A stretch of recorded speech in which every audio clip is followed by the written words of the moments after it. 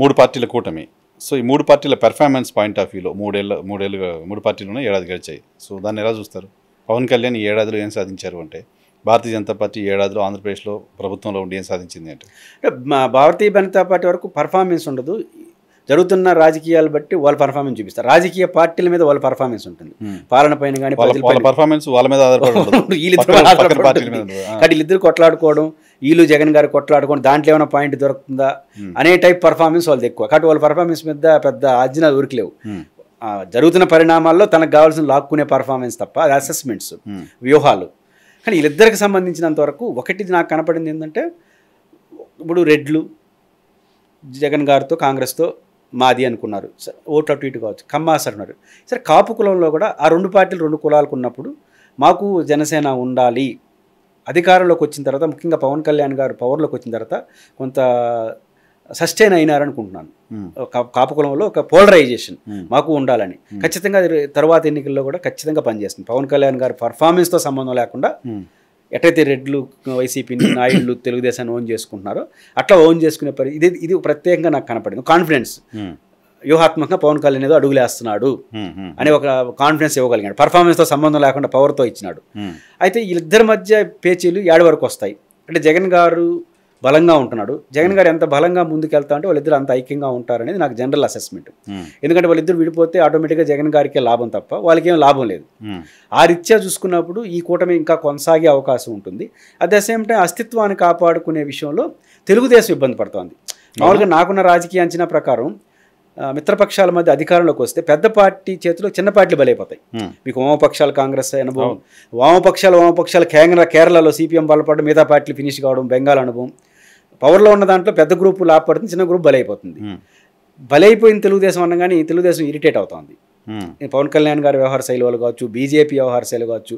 బీజేపీకి వచ్చిన ఓట్లు సీట్లు చూసుకుని 2 రాజ్యసభ సీట్లు ఇచ్చేయారు అప్పుడే. పైపించి ఏం చేసినా బీజేపీని అడిగి చేయాలనిపిస్తున్నారు. మామూలు బీజేపీలు వీళ్ళ దగ్గర రావాలి, ఒక ఎమ్మెల్సీ ఇచ్చేసినారు. ఇట్లాంటి ధోరణి వచ్చినప్పుడు సహజంగా తెలుగుదేశంలో ఇబ్బందులు వస్తాయి.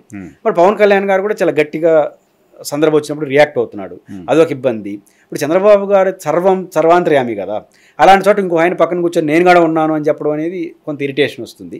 ఇవి తెలుగుదేశం పార్టీ ఫస్ట్ టైం పెద్ద పార్టీ చిన్న పార్టీల వ్యవహార శైలి వాళ్ళు కొంత ఇరిటేట్ కావడం, ఇబ్బంది పడుతున్నాను, ఇరిటేట్ అవుతుంది. ఆ ఇరిటేట్ని ఎట్ట పరిష్కరించుకుంటారు అనే దాన్ని బట్టి పవన్ కళ్యాణ్ గారి నాయకత్వం జనసేన కులాల కాంబినేషన్ తీసుకుని ఇంకోసారి సస్టైన్ అయితే అవుతుంది వచ్చే ఎన్నికల నాటికి. ఖచ్చితంగా వాళ్ళు క్రూషియల్ రోడ్ అనేది ఈ 3 పార్టీల కూటమి చూసి నాకు అర్థమవుతుంది. ఇంపాక్ట్ ఏం కనపడుతుంది సార్ ఏడాది పాలనలో? లోకేష్ గారు ఇంపాక్ట్ 100% కనిపిస్తుంది.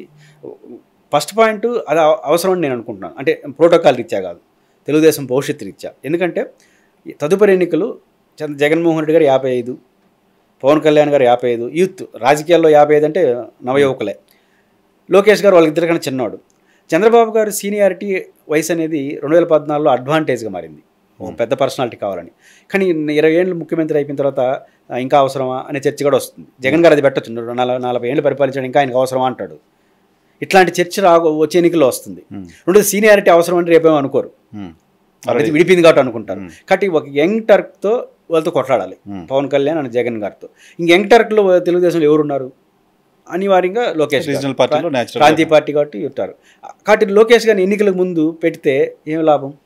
కాబట్టి ఆయన నాయకత్వంలో ప్రభుత్వం, ఆయన నాయకత్వంలో పార్టీ ఉంటుందని నిలబెట్టకపోతే పొలిటికల్గా భవిష్యత్తులో ఆయన నిలదొక్కోలేడు. కాబట్టి 29 ఎన్నికల్లో ఎదుర్కోవడంలో లోకేష్ గారి క్రియాశీలక పాత్ర వహించాలంటే ఖచ్చితంగా ఆయన్ని కీ రోల్లో పెట్టాల్సిందే. కాకపోతే ఆయనకున్న పదవిరీత్యా ప్రోటోకాల్ సెట్ కాదు. అప్పుడు ఏం చేయాలి? డిప్యూటీ సీఎం, డైరెక్ట్ అవసరమైతే సీఎం. ఇప్పుడు ఎన్ని విమర్శలను రావచ్చు, ఖచ్చితంగా రాహుల్ గాంధీ గారు చేసిన తప్పు, కేటీఆర్ చేసిన తప్పు అన్న కానీ ఆ తరహా పరిస్థితులు రాకుండా తెలుగుదేశంకి ఉండాలంటే సరే లోకేష్ గారు సక్సెస్ అవుతా లేదని మీ ఇష్టం, మనకు సంబంధం లేదు. ఓ యంగ్ టర్క్ నాయకత్వంలోనే రేపు ఎన్నికలు ఎదుర్కోవాలి. రెండోది ఎన్ఆర్ గారు బేసిక్గా ఈ కాలంలో ఓటర్ల యొక్క కొత్త ఓటర్లు వచ్చేసినారు. రామారావు గారు, రాజశేఖర రెడ్డి, ఈ పేర్లు కుదరదు. ఇంకా ఎవరికి తప్పట్లు కొట్టడానికి పనికొస్తుంది. ఇంకా లోకేష్ పేరు, పవన్ కళ్యాణ్ గారి పేరు, చంద్రబాబు జగన్ గారి పేరు, రేపు చంద్రబాబు గారు కూడా మా తెలుసులే అంటారు. కాబట్టి హైటెక్ సిటీ దగ్గరకు పోయి హైటెక్ సిటీ ఊరు కట్టారంటే యంగ్ టర్క్ చెప్పదు. కాబట్టి ఇవన్నీ ఉన్నాయి కాబట్టి లోకేష్ గారు వాళ్ళతో ఎదుర్కోవాలంటే తెలుగుదేశం యంగ్ టర్క్ కావాలి. తెలుగుదేశంలో కనబడుతున్న యంగ్ టర్క్ యాక్సెప్టబుల్, ఇంకెవరు ఒప్పుకోరు కదా. ఆయన నిలబడతాడా నిలబెట్టుకోవడం ఇంకా ఆయన ఇష్టం, బట్ అనివార్యం. నేను అనుకుంటున్న తెలివైన పార్టీయే కాబట్టి ఎన్నికల లోపల లోకేష్ గారిని కీ రోల్లో పెట్టి ఖచ్చితంగా ఎన్నికలకు పోక తప్పదు. పోకపోతే మాత్రం వాళ్ళకి విఫలం అవుతారు.